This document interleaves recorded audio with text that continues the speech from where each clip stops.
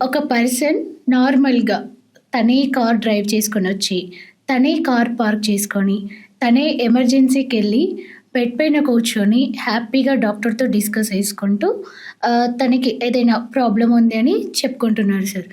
ఏంటి అంటే తర్వాత తీరా చూస్తే ఏంటి అంటే ఆ పేషెంట్‌కి గుండెపోటుంది. అది ఎలా సార్? ఎలా పాసిబుల్ అవుతుంది? ఇది క్వైట్ ఆఫెన్ అంటే చాలా ఎక్కువగా మేము చూస్తాం. అంటే పేషెంట్స్ వచ్చి మాకు ఈ ప్రశ్న కూడా వేస్తారు. అదేంటి సార్ మీరు గుండెపోటు అంటారు, మరి ఇప్పుడే బాగున్నారు ఇప్పటి కదా! వరకు ఆయన డ్రైవ్ చేసుకొచ్చాడు, నడిచి లోపలికి వచ్చాడు, మాట్లాడుతున్నాడు అంటారు. సో గుండెపోటు వచ్చినప్పుడు మనిషి నడవచ్చు, మాట్లాడచ్చు, నడపచ్చు కారు. ఎందుకు?